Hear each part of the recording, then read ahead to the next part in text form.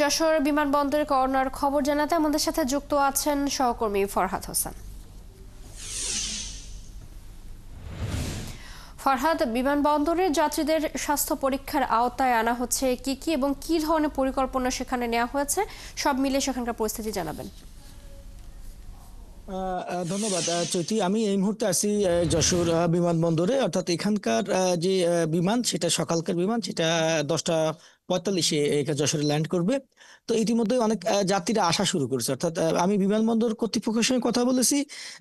তারা যেটা জানিয়েছেন যে এখনো পর্যন্ত তাদের কর্তৃপক্ষ এই করোনা ভাইরাসের প্রাদুর্ভাব ঠেকাতে যশোর বিমানবন্দরে যে যে পদক্ষেপগুলো নেওয়া দরকার সেই নির্দেশনাগুলো এখনো পর্যন্ত আসেনি। তো তারা যেটা আশা প্রকাশ করছেন, যেহেতু দীর্ঘদিন জানেন যে ঈদের ছুটি ছিল, ঈদের ছুটির বন্ধের কারণে আসলে নির্দেশনাগুলো পায়নি। অর্থাৎ আগামীকালকে তারা আশা করছেন যে বেশ কিছু নির্দেশনা পাবেন, যে যশোর বিমানবন্দরে করোনা প্রতিরোধের জন্য যে যে ব্যবস্থা নেওয়া দরকার এই ব্যবস্থাগুলো তারা নির্দেশনাগুলো পাবেন, এবং সেই নির্দেশনা পেলেই তারা মূলত এই কাজ শুরু করবেন।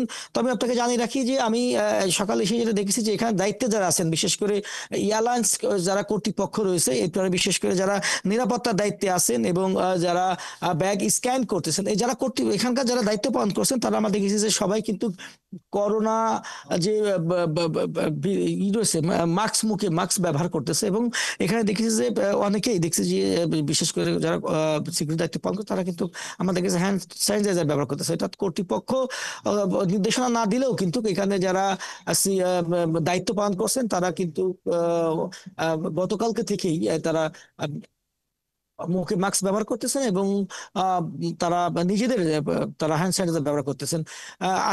তারা যেটা বলছেন যে কালকে অথবা পরশু, আপনি জানেন যে এর আগে বিমানবন্দরগুলোতে যে ধরনের ব্যবস্থা গ্রহণ করা ছিল, বিশেষ করে এখানে কিন্তু হ্যাঁ, আপনার পাশেই একটি বেসিং স্থাপন করা ছিল, সেখানে হাত ধোয়ার জন্য।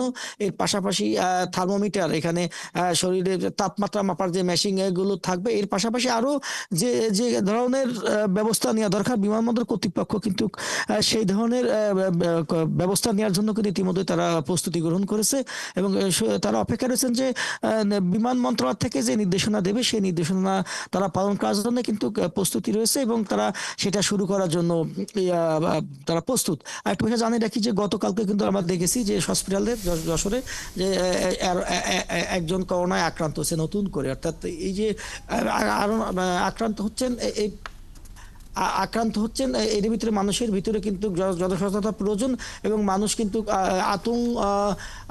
মানুষের ভিতরে আতঙ্ক রয়েছে। অর্থাৎ এই জনসচেতনতা সৃষ্টি হলে কিন্তু করোনা ভাইরাসের যে প্রাদুর্ভাব, সেটা কিন্তু ঠেকানো সম্ভব হবে। চৈতি, নিশ্চয়ই।